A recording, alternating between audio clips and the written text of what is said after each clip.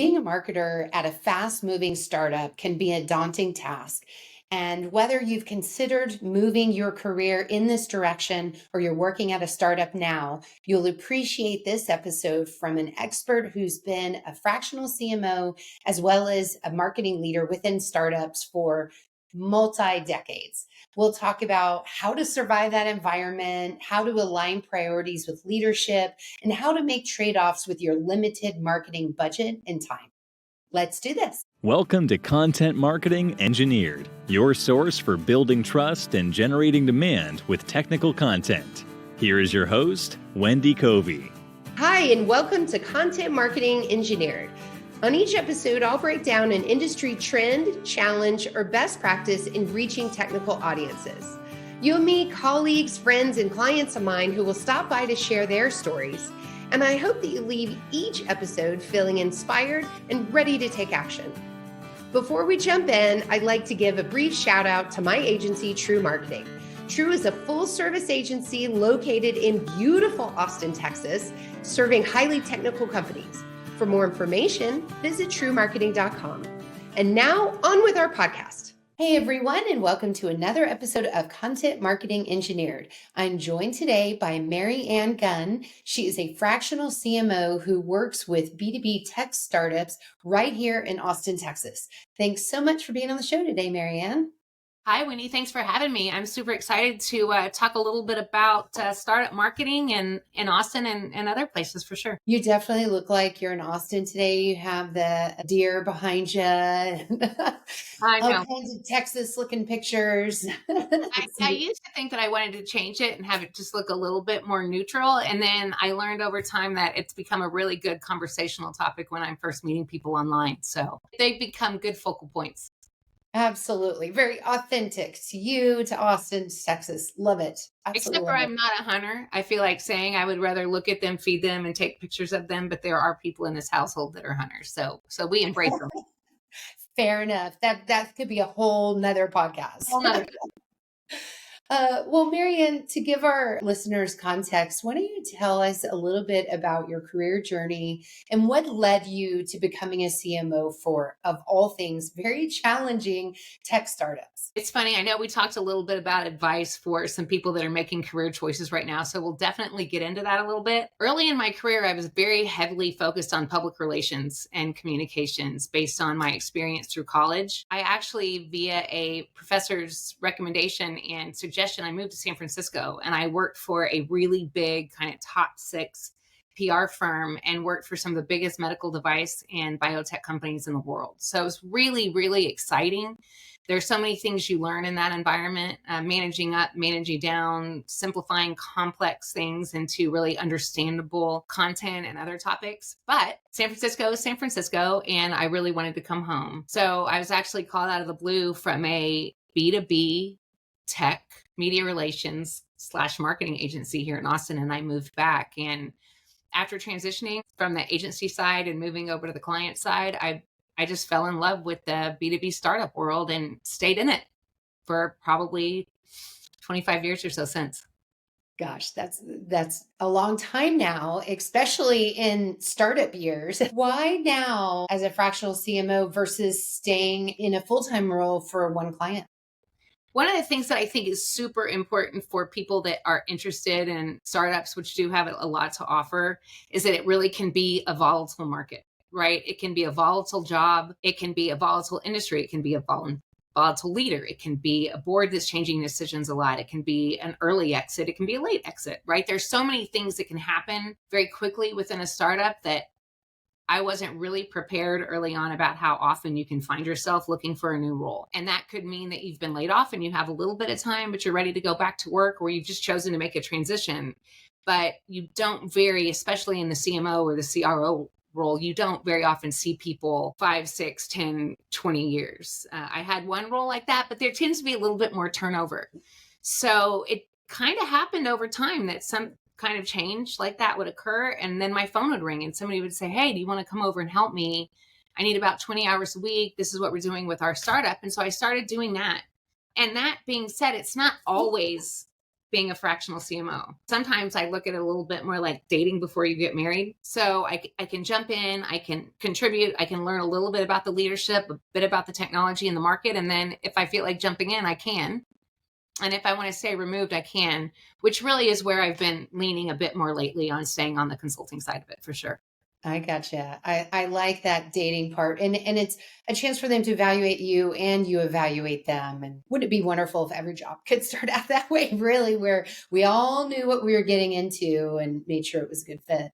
Right. I think we all forget that when we're looking for a new role, whatever kind it is, that we are looking for a fit as much as they are looking for a fit. And I think it's a natural human tendency to just try to impress them to like you, when a lot of the questions should be built around, is this the place for me? Is this place going to take me in my career where I need to go, where I want to go? Am I going to be able to experience the things that I want to experience? And if you can't look at it that way, you tend to just answer questions versus ask them. You know what I mean?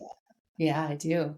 You mentioned the volatility of startups, and it made me think about the dot-com boom here in Austin and how all these people were instant multi-millionaires, and you would go to a bar one afternoon and somebody's buying the whole place rounds. And of course, 2 years later, they all that money was poof, up in smoke. So with all of the volatility and gambling, I guess you could say, that goes on with startups, why do it, Mary Anne? What excites you about that type of business? I know. I often ask myself, and I've considered doing other things, and I'm just not attracted to other things anymore. One of the things early in my career, and I think anybody's, if they've got the right personality makeup for it, is that startups give you an opportunity to grow and learn and stretch and achieve. So you might go in, and this actually happened to me. You might go in as a public relations manager or a creative coordinator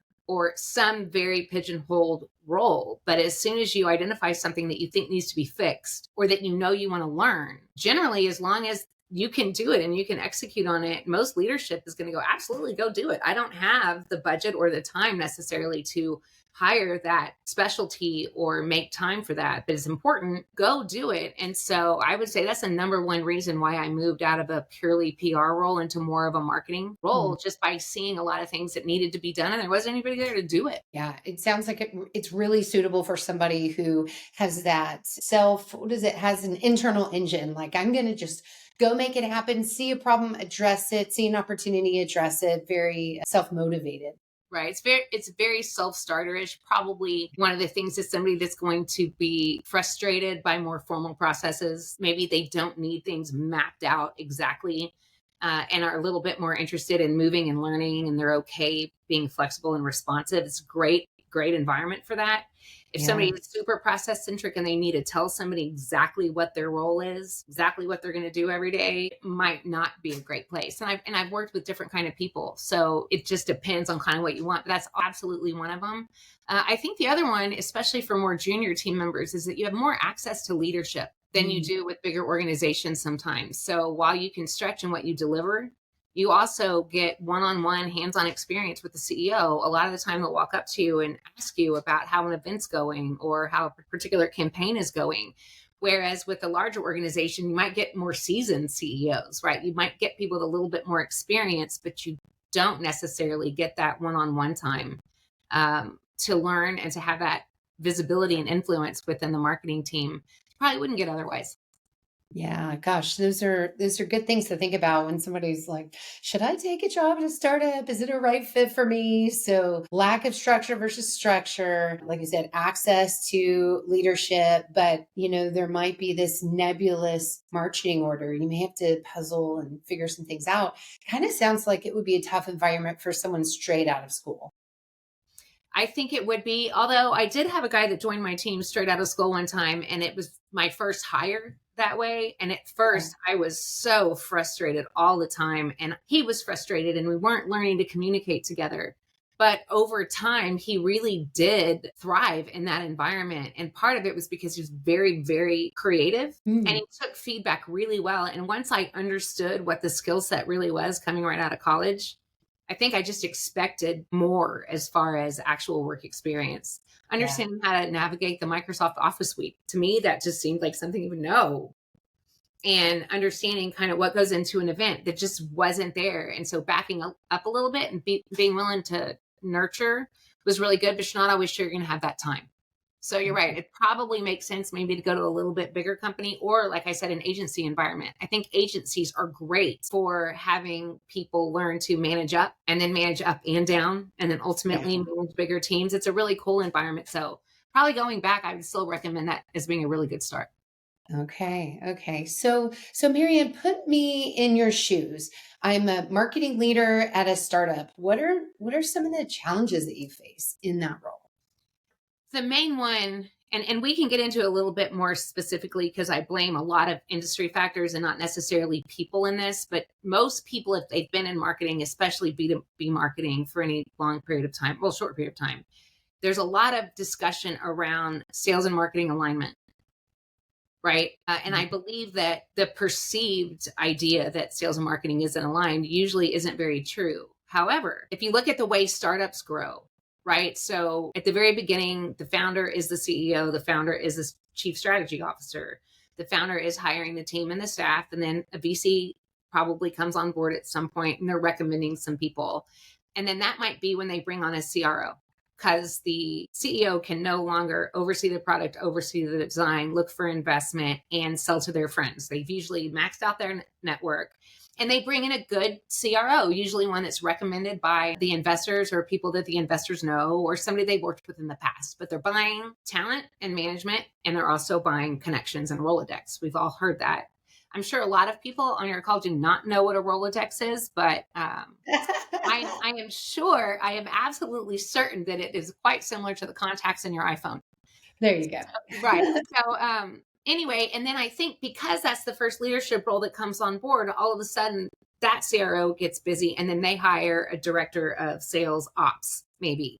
And then they start bringing in an SDR team, and then they might have a couple of account executives. And then one day they look up and they say, wow, we really need marketing. And then when marketing gets on board, you are constantly playing catch up. And I think that is the most difficult part of that role. And if you're given enough runway and you can communicate effectively about what marketing can achieve, I think you can get over it. But the problem is you move into this role where they've already experienced the pain, right? They don't have enough leads. They don't have visibility into their pipeline. And all of a sudden they can't deliver the same news to the board and to the CEO that they used to be able to. So when you get in, very understandably, they say, I need leads, I need content. Give me some pretty collateral, sign me up for some events and give me some leads, and we're going to convert it because that's what I do. And we're going to do that all day long. So understanding how to look at that and say, how do I create an environment where I can support the sales team now while I also deliver the right kind of growth that we need to have in the future to be successful in the long term? Otherwise, it's just a bunch of sprints with endings, and you just don't want to manage that way. And I'd say number one, that is the absolute hardest hurdle for me to get over. And then the other one would just be focus, right? People have moved into this digital advertising, performance marketing, which has been diluted a little bit as far as what that means. And throw up some ads, do some PPC, we're going to get it, we're going to make it happen. And that's not true, right? Like there's a bunch of stuff that has to happen early on about why are you here? What's your vision? What problem are we solving? What is our point of view about this market that's going to make people want to hear what we have to say? And that takes time and investment from the leadership team and usually the founders to chart the right course. And I've got to tell you, one of the things that I have in my car, and it is dog-eared and bookmarked, and I have read it and I have watched it, is this book called Start With Why by Simon Sinek. And it is truly all about understanding why you exist, which is just incredible. I mean, you have to understand that before you move forward, or what we'll talk about a little bit later is whiplash will get you. Mary Anne, how do you handle that friction of the CRO that comes in and they say, we need leads, we need people to call right away. And you say, wait a minute, we don't know who we are. We don't have the right message. We need this foundation first. How do you handle the push-pull between those two needs? The last thing that you want is to come in early in an organization as a leader and get a reputation for stalling things or holding progress up, because you can't. And that'll be a really quick path to that volatility that we talked about. So understanding what you have, what assets do you have, if any, right? I think it's pretty easy. Well, not easy. It can be quite complex, but to sit down and look at the programs that have been run and look at the data that is there, because I have not had a job that I started to date where there weren't some gold mines living in the data that just never got called or followed up on. They might have been really engaged and fallen off at some point.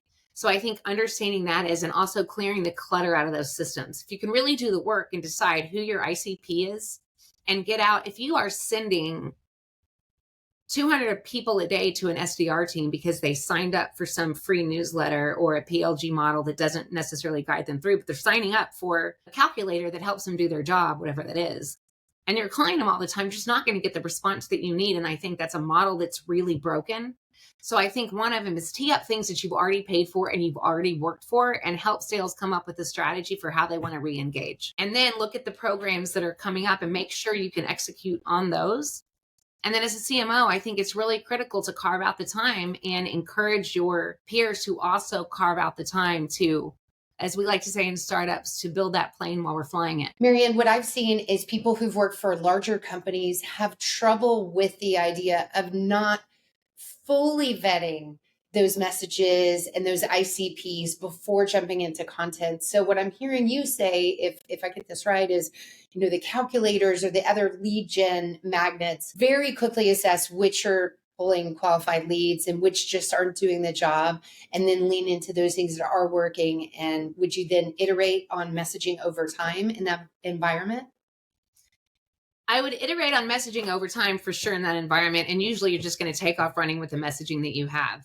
I think one of the really cool things, especially if you have a strong customer advocate or customer service and support role inside the company, you might not. You might kind of have to wear those shoes for a little bit. Depending on how early stage you are, there could be 6 beta customers or 20 beta customers, or you could have, 50 customers that are producing revenue and seeing results. But the biggest thing when you come in early is to understand who those customers are and understand what they care about. And if you don't take time to do that, your message is going to get really hollow and it will sort of destroy and fragment over time. So you can test the messages as far as they work digitally, and you can test the message as far as what's converting and who's clicking on this and who's clicking on that. But I don't think you're really ever going to understand that unless one-on-one you're having a conversation with your customer. And ideally, you're doing that in line with the sales team, the product team, and the customer support team. Everybody's looking at it from a different lens, but building those relationships is going to really be that launching pad that you want, both from customer participation, but also figuring out how to build that right ICP to understand the messages and the channels. Yeah.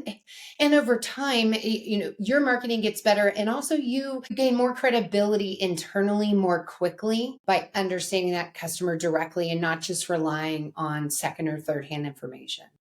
Right. And a lot of times, I focus mostly on cybersecurity lately, and the last 8 or 10 years or so. And so you often run into a place where you've got customers that just can't talk. They're not allowed. They don't want people externally to know the kind of tools they're using, which makes a lot of sense, right? Why go say I'm using CrowdStrike, for example? By the way, I admire CrowdStrike very much, but we all know what just happened. They know there might be a vulnerability that they can take advantage of at that moment. So a lot of times marketers will turn around and just say, I don't have any customers I can do case studies with. I'm stuck there, right? When that's not true. What if you set up a interview session for your internal marketing team and you promise it's all anonymous and you're not necessarily going to use it, but you're getting a customer that is already an advocate, sort of a Q&A session with your marketers, so they can learn what is driving them. They can learn more about that buyer and that market. So a lot of things you can do with existing customers once you build that relationship versus kind of having a very purpose-driven sort of, I just need leads, I need case studies, I need things. I think there's a lot more value, and the things that you have to do take a little bit more time and then trickle down a little bit going forward, if that makes sense. Yeah. Yes, it does. And at a startup, everybody is working long hours. They're stretched in so many different directions. So this is a great way for marketers to take that extra step and go deeper than just scratching the surface of, let me do this activity. Right. What are some of the challenges that marketing teams face in this environment? One of the things I mentioned, whiplash a little bit, and I think that's difficult. So we already addressed the fact that for some people, it's difficult to be working on one thing and then completely just get derailed onto something else, right? And I think, or I know it's the CMO's job to help navigate that and help your younger team members navigate that. Yeah. One of the things is there's not going to be a lot of processes that direct you into certain areas or ways to get things done.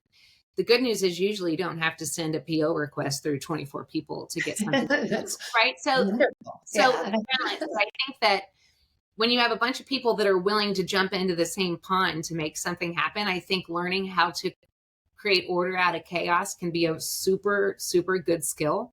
Yeah. And then hitting on what that adaptability means, right? And so I think you have to learn it as you get older. But let's say we've got 4 marketing campaigns in play. We've already built our content pillars. We know what our value proposition is. We're starting to see those leads come in. We're looking at the right measurements, which we can talk about later. And all of a sudden, CEO comes over and says, the biggest trade show of the year is in 2 months, and I didn't want to do it, but now our board says we have to do it. So I want to make a big impact, and we need to go and do that now. And that is not an unusual anecdote for how things might happen in a startup, which generally would mean that most of your marketing team is going to have to pivot pretty quickly to figure out how that's going to happen and how it's going to be successful. So I think there's some communication there. Okay, these are the things that I was working on. I can't do those anymore. Yeah. And I need to go move over and do these things, and then we'll make that really successful. And then as a leader, you kind of have to help navigate that. That's one of the hardest things for marketing teams, I think, is being able to adapt with that. And then the other one I feel pretty strongly, and we can talk about it later, about how you measure success and what that means for you as a marketer in a startup. Because I think that when you move into senior roles or you're comparing yourself to peers that might be with bigger companies, there's this old stereotype that the more I spend, the bigger my budget is, and the more people that are on my team, the more I'm ready for promotion and the more I'm going to be respected in my job and can show results.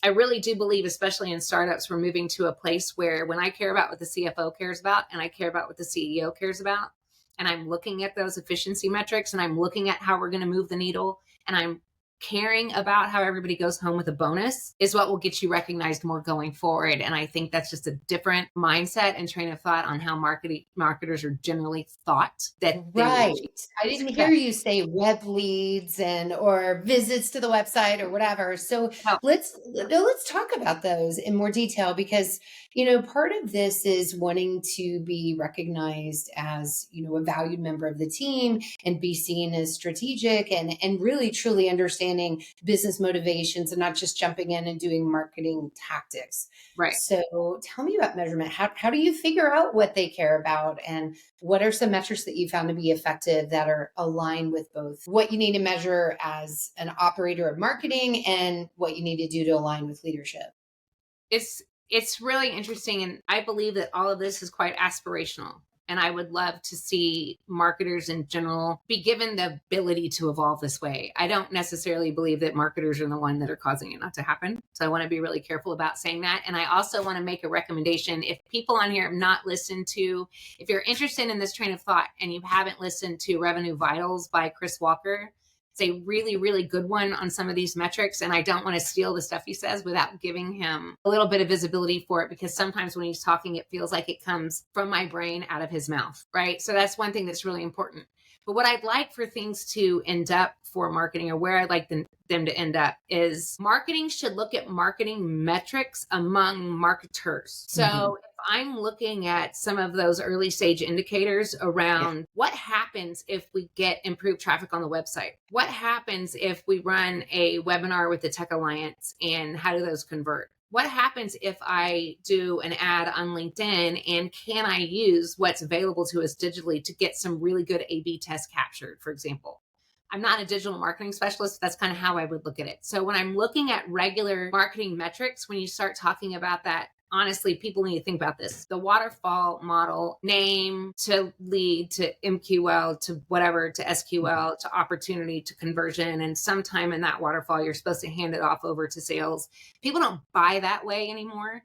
And I blame it for what can be some dysfunction between marketing and sales leaders on how we talk about the buying process. Right. So I don't want to get too off topic there, but if marketing only talks about what marketing cares about, you're going to alienate the rest of the people that are within your organization. If anybody's read that book about how to win friends and influence people, there's a great line in there that says 95% of the population spends 95% of their time thinking about themselves.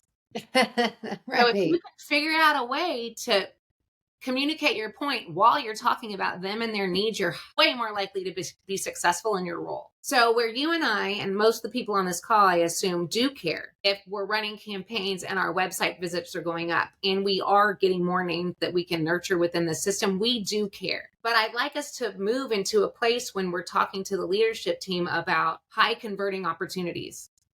Get rid of the MQL, SQL stuff. Let's talk about that behind closed doors a little bit. And let's talk about, we've teed up this many opportunities and sales is engaged at this level, and our conversion from opportunity to win, which means to revenue, is now shrinking up at this point. Our customer acquisition cost payback period has now gone from 18 months to 12 months. And we've done that because we've put in these efficiency measures. Revenue is up this much and our pipeline is looking really, really healthy because our conversion rates are higher, which means we don't need to acquire as many names, which means we don't need to spend as much money. But you can start counting on the fact that we're going to be able to drive more revenue. And so instead of it being a numbers game, the more and more leads I drive, the more I can fill up Salesforce with new names. If sales isn't converting it, that's their fault. Yeah. I think Exactly. that's where What a disconnected way to look at things, right? Is right, oh no, it's their fault. I have my numbers. right. And guess what? When everybody has their numbers and when revenue targets are being met, nobody asks you anymore. Yeah. Right? Everybody's enjoying it. Everybody's doing their jobs. They're working together to do some really great work. Usually your budgets go up a little bit. Maybe your benefits or your bonuses get better. The sales team is happy because they're getting paid. The board's happy because they can expect a return. And whatever that exit strategy is supposed to be, everybody's in it together. And I do encourage people, especially if you have a creative background or like myself, a journalism background, dig into what those numbers mean. Look at the metrics that the CFO is living and dying and waking up by. Understand what those mean and how you can impact it. And I think that's incredible. And I also think that's the reason you're seeing a big uplift in revenue operations roles. Also, I would say this is another bonus point for being at a startup or a smaller organization where you're more likely to be able to see that whole life cycle within your systems or at least run down that data. Whereas an enterprise level, they may be listening going, oh, I wish I could get to that, Mary Anne. I wish. Right. Well, I mean, 100%. I 100% agree that it's going to be different, but I also believe that there is a little bit of an ability, and I might be making it up because I haven't worked in a company with more than 250 people in 15 years, right? So navigating that would be different. I still think you can be thinking that way. And when you're making decisions, you're trying to make the right trade-offs. And none of this conversation takes away from the creativity that marketers like to have freedom with. And that's one of the best things about being with the startup. You get to test campaigns. And if you're not publicly held and you don't have 500 enterprise customers across the globe, if you want to get a little bit catchy with some of your slogans, you want to push the envelope a little bit, usually the ramifications aren't going to be that bad. So you do get to be very creative, I believe, just kind of looking at what that outcome is going to be before you move over and do it again. Like, is it working? Is it not working? What's performing in the best way? And not necessarily thinking that digital is going to move every single needle. It might move a lot of them, but what are your opportunities to engage and visit people in person and add value in that regard? So it's looking at all of those different media channels and then just figuring out which levers to pull when you need to. Well, and when you're not just looking at activity metrics or health metrics of marketing activities, and you're truly reporting to the business in that more strategic manner, as you suggested, where what does the CFO care about? What does the CEO care about? Then you start to think about your activities a little bit different, not what's going to drive numbers, but what's higher impact, what's higher quality. So tell me a little bit, you also mentioned sales enablement earlier. So I'm going to wrap all of those ideas into one giant question, which is you have finite budget here. You're working with a startup. They're probably not well known yet. And how do you select different activities or channels to invest in when you have all of these different things or goals that you need to meet and maybe even things that are at odds with one another to some degree? Right. I think that's difficult. I think you have to be willing sometimes to pull the wrong lever. But one of the things that I personally believe, because I've seen it happen, is that if you go back to some of the things that we talked about earlier around understanding why you matter, why you're there, what problems you're really solving, and why customers should value you. So we've all talked about what's your point of view, what is your unique value proposition. right? Working with the leadership team and hopefully the CEO on what that is, figuring out a way to make that compelling so the market wants to listen to you is probably the number one way to make those execution channels more effective. So I actually think this isn't a channel, but so far, and I haven't outperformed in any way, is identifying those partners and sometimes frenemies that you have in the market that are in the same stage as you are and are interested in kind of moving the needle with you. So technology alliances that are willing to share their list with you, not necessarily give you their names, but do co-sponsored events, co-sponsored webinars, co-sponsored podcasts, going on a roadshow and doing dinners where you're sharing the costs. Those to date for me have been the most successful converting and revenue generating opportunities because I believe it's you have established a close relationship with somebody who in some way has already proven credibility with their user base. And via that partnership, for example, you can kind of talk more holistically about what that value is together that you're bringing to the customers. So that would be a really good example of I might have this great partnership and people might convert on PPC of all things if we've got the right words and we're promoting the right opportunity. It might be something like cybersecurity where they really want to see you in an environment like a fancy restaurant on the outskirts of, I don't know, the MGM Grand in Vegas during RSA, and that's how they plan their time. So I think it's a lot more about understanding what your addressable market is, how much of that you really want to capture, and then learning where they are before making those decisions and then starting to figure out how you make the trade-offs, right? So once I do X, Y, and Z in the market, then that visibility and that awareness is starting to come through. Now some of these maybe lower cost channels are starting to convert a little bit better.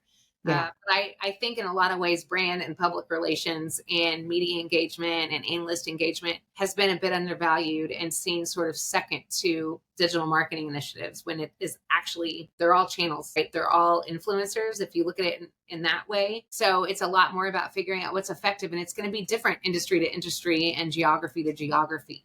Yeah, but if you don't have that message right at the beginning, then the best lead gen plans will fail. So I think that's the point, right? Is it's harder to measure brand. It's easy to measure white paper that has a form in front of it online. But again, you have to have the right ICP and the right message to pull it off and do it well. So it's to capitalize on that point or to just reinforce it is that starting in early 2000s, all the way going up until now, the more we've looked at technology and tech stacks. And I don't know, I read the other day that about, 75% of companies across the globe have like 91 tools that they're using within their marketing organization. Wow. And that is really, really a lot of tools that you have to manage and connect.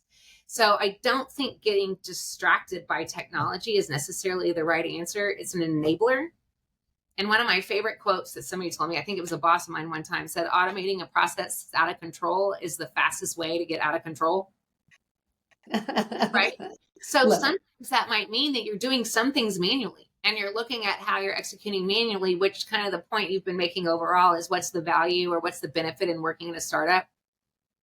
Can't do that if you're interacting with 1 million potential prospects a day, right? Yeah. But you can do it if you need 30 customers over the next 18 months to really define success and where you are on your growth journey. So it really just kind of depends. Okay. So I have another one for you. What do you do when the marketing leader doesn't believe, so not the marketing leader, your executives, they're just not bought in that marketing is important or a value channel. They just want you to give names for sales to call or something. They don't really value marketing. How do you handle that?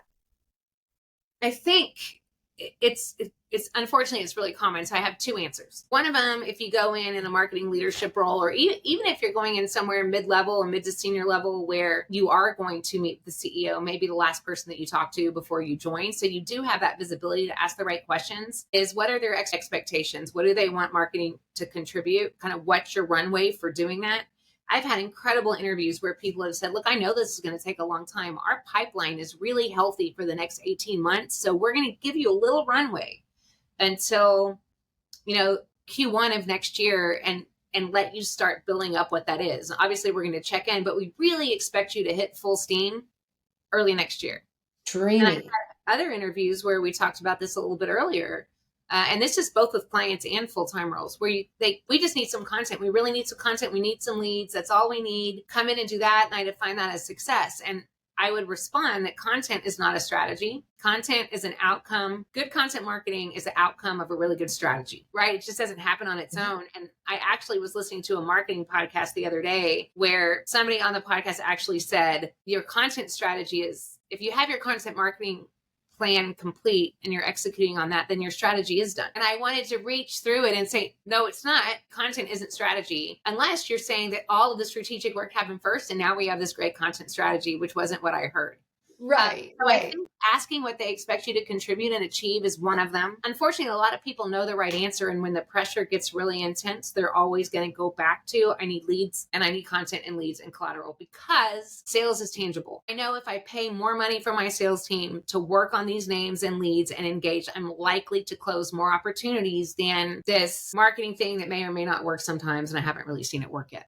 Right. So I think it's the marketing team and the marketing leader's job to use the data at their fingertips to overall, unfortunately, have to justify your position, which sales has to do the same thing. So that's the first thing. If you get in somewhere and you feel like you have a skeptic, using that data and learning the way to speak the CEO or the CFO's language is really, really going to be helpful. One of the things that is a lesson learned for me, and I think it's really important, and I would really like your thoughts on this because I have a feeling that you would look at it with the right lens. Every once in a while, I think it's time to take your hit and decide if it's a fit or not a fit. So if you end up in a role where maybe what they promised you isn't true, or they really thought they wanted to support marketing and things changed and they couldn't, then I think it's important for somebody who's managing their own career and wanting to make an impact and want to be part of growth with the company to understand if this is not what I signed up for, that's okay. And I'll be professional about it and I'll have the right conversations about it. I'll transition out the right way. But I do think it's really important to just go, this isn't where I belong. And the earlier you can figure that out, I think the better for you in the long run. And for the company in the long run. Yeah. Right. Yeah. This is reminding me of what you said earlier about understanding what metrics are important to leadership. And if you could find that out even during the interview process and really do some self-reflection of, am I going to be able to build a strategy or support those goals and contribute to that? Or is there misalignment here? And that would help. Yeah, I think the interview questions are spot on, Wendy. And I think the other thing is asking some of those hard questions. I mean, once you've signed an NDA and you're getting into those late stage discussions, outside of asking for expectations, find out why there was a transition in that role in the first place. Are you going to be the first marketing leader, or was there a marketing leader there before you? And why are they not a good fit at that time? And maybe even if you can, ask for a conversation with them. See if they'd be willing to talk to you if it was a friendly separation at that moment. Yeah. But maybe you get lots of scoop, I'm sure. And then, can you see the board presentations that were given from the marketing team prior? And I think listening to some of those, if they've got it on video, or if you can look at those presentations, I think can really show you how marketing engages and how they're treated. There's a lot of way, but getting in those questions and getting as much information as you can early on is really important. And then if you feel like you didn't end up with that right role, but you really want to build up your advocates, I promise you can find them. You can build a good advocate sales team, probably with the product team, cannot encourage having a strong product marketing function enough to help bridge that gap a little bit. So a lot of reasons, but I think you led to this the most. Questions, ask more questions. I'm glad you brought up the product marketing or product management role, because oftentimes startups will come to us and expect by osmosis to us to understand certain things or go out and do things that are really more of the function of that product manager. So absolutely agree. That's a critical position for success for both sales, business development, and marketing. They kind of are that linchpin there. Right. You go to a more mature organization and you will have product marketing teams under one business unit, 10 or 15 deep. And you end up in a SaaS environment or any kind of technology environment, especially if you're going early to mid stage, where marketing is supposed to figure it out. Go talk to product when you can and figure it out. And a lot of time product is making a product, and they might not understand what an opportunity is to really capitalize on something from a marketing perspective. Unfortunately, since COVID, we don't get that water cooler talk as much as we used to. And I can't tell you how many times I was sitting in a meeting or I heard somebody talking and I was like, wait, what did you just build? What did you just deliver? Are you kidding? Did you say there was a customer in here yesterday? I'd love to meet that customer. Are they still in town? So if you enable those silos, I think they just get worse and worse. And we assume because we know how to be marketers that somebody else knows how to be a marketer. That's not always true. So it takes lots of education and then sticking your nose into other functions to make sure you know what's going on and you can help educate and make sure you're supporting the organization. That's what Well, let's ask everybody here if we can, right? Has anybody that you've worked with ever had a problem sticking their nose into what marketing's doing? Nope. No, no, because for other people, they think marketing is really, really easy to understand. On the marketing side, you might get intimidated, right? To ask questions about product or why we're building certain features over another one. That's another language I think it's important to get comfortable with. Not fully ready to jump in and just take on a product marketing role, but at least be willing, gather up and understand some of those questions that you need to ask that can help you run more successful programs and make sure you're building for the right person, which is the customer. Well, speaking of everybody thinks marketing just seems so easy, my last question for you maybe is, the environment is moving so quickly right now, particularly when we look at all the changes with search, with AI. We marketers have a lot coming at us. A lot of the models that worked 5 years ago aren't working now. So when you're dealing with balance, you only have so much time.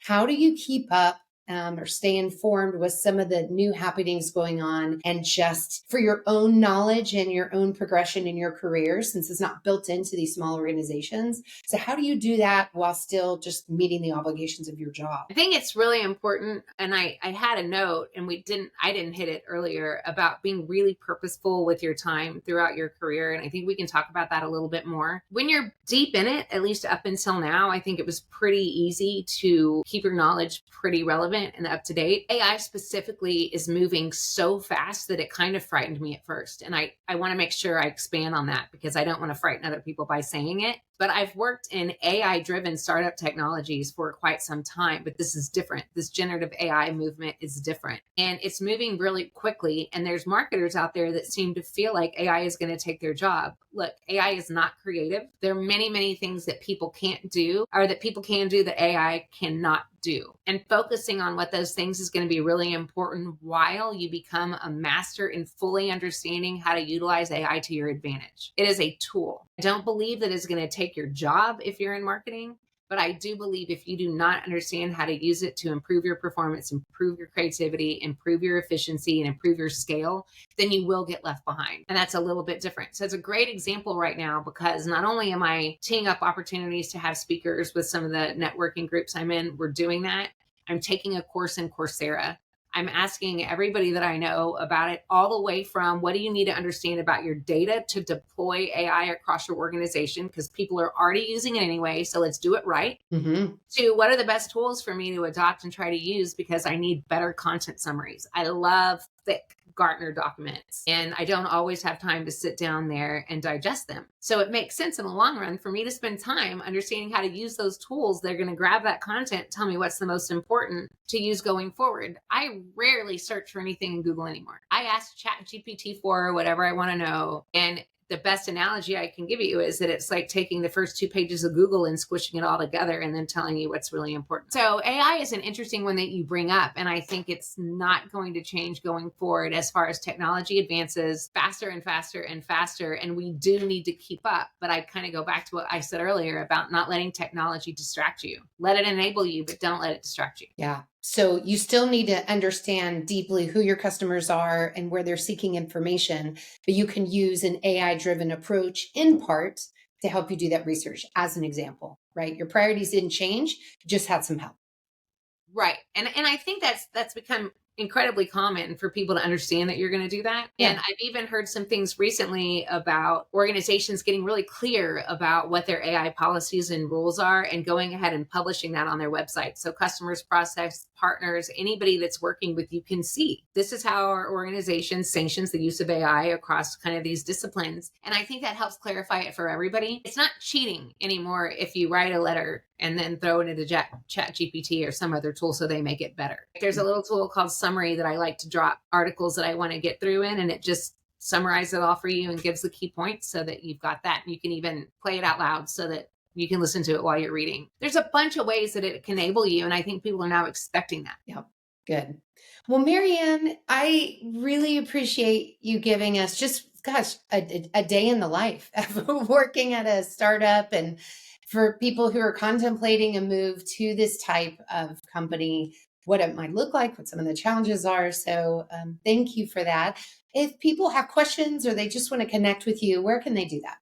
The best place to find me is on LinkedIn, just Mary Anne Gunn, all one word, MaryAnneGunn. I'm on there pretty frequently. I like to absorb information, connect with people a lot on there. So I'm probably the most responsive in that way. And then I think for you, Wendy, and for everybody that's listening, my biggest takeaway here is ask a lot of questions and do your research, right? If you really are looking at joining a startup and you want to be able to achieve your goals while you're there, I think understanding how startups work, understanding how to negotiate, understanding what the equity play is and what does that mean and how you can navigate your career journey through there is really important. And if anybody's going through that, I would be more than happy to have a conversation about it. All right. Thank you. All right. I appreciate it, Wendy. Thanks for joining me today on Content Marketing Engineered. For show notes, including links to resources, visit truemarketing.com/podcast. While there, you can subscribe to our blog and our newsletter and order a copy of my book, Content Marketing Engineered. Also, I would love your reviews on this podcast. So please, when you get a chance, subscribe and leave me your review on your favorite podcast subscription platform. Thanks and have a great day.